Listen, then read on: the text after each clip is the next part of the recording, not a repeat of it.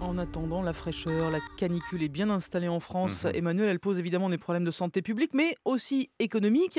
Les fabricants, les vendeurs de climatiseurs, pour eux, tout va bien, mais la chaleur pèse aussi sur la productivité et Ouais. l'impact est marquant sur le long terme. Oui, la météo sera-t-elle un jour incluse dans le calcul du PIB, la richesse nationale? La météo comme nouvel indicateur de croissance finalement. Alors la question réelle est de savoir jusqu'où les variations de température influencent directement l'activité économique. L'Organisation internationale du travail, celle de la santé et le MIT, l'Institut des technologies du Massachusetts aux États-Unis, tous trois ont mené l'enquête et la réponse est positive et dans les deux sens. C'est-à-dire que quand il fait plus chaud ou plus froid que les températures moyennes observées, eh ben, l'économie s'en ressent vraiment nettement. Alors j'imagine que ce qui est vrai pour les économies développées est valable aussi évidemment pour les pays en développement. Oui, alors dans leurs travaux publiés il y a quelques années, les chercheurs de l'Institut de Boston se sont penchés sur des données qui remontent jusqu'à 40 ans et ont conclu que la productivité baisse environ de 1,5% par degré supplémentaire au-delà de 15 degrés par jour. Et cela vaut aussi, je le disais, dans l'autre sens quand il Attendez. fait très froid.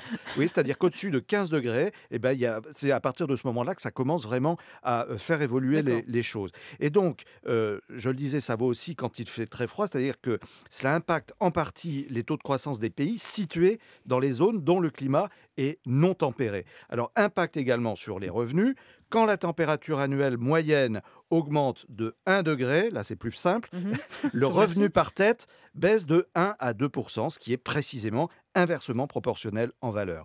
Et en résumé, l'OIT et l'OMS chiffrent à 2000 milliards par an le coût global au niveau économique mondial d'ici à Voilà, 2030. et que multiplie 4 quand même. Il s'agit Ouais. là de données générales. Donc, Emmanuel, est-ce qu'on peut vraiment calculer par exemple l'impact de la canicule sur l'activité des entreprises françaises? Écoutez, environ 70% de nos entreprises sont météo sensibles. On les a identifiées, on peut donc attribuer à des secteurs précis ou directement des produits une température qui déclenche le réflexe d'achat du consommateur. En matière de boissons par exemple, les spécialistes de ce que l'on appelle le météo marketing affirment que la consommation de bière ou de vin rosé s'envole quand le thermomètre affiche plus de 22 degrés et quand on dépasse les 27 degrés, cette consommation d'alcool stop, c'est tant mieux, au profit des boissons non alcoolisées et non sucrées. Alors ce sont des données très importantes pour l'industrie, évidemment, l'industrie tout entière, et puis les économistes, au premier rang desquels les conjoncturistes qui regardent tout cela de très près. En bref, et dans l'actu éco, Emmanuel, aujourd'hui, évolution en vue pour le régime d'assurance maladie des étudiants. Oui, selon l'Argus de l'assurance qui cite une note de la nouvelle ministre de la Santé, la gestion de la sécurité sociale des étudiants, qui revient aujourd'hui à une dizaine de mutuelles,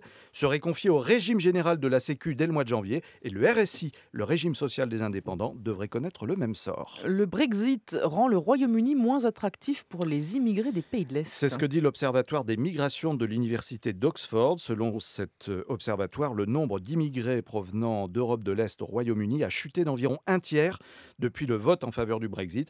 Les candidats à l'exil démotivés par la forte baisse de la livre sterling qui est devenue moins Et avantageuse. le chiffre du jour, c'est 27 €. Oui, ou 30 dollars, c'est le prix de l'action Altis USA, la filiale américaine du groupe français propriétaire de SFR, qui fait son entrée à la bourse de New York aujourd'hui. Une nouvelle étape évidemment de la conquête des États-Unis par l'homme d'affaires Patrick Drahi. Et merci à vous.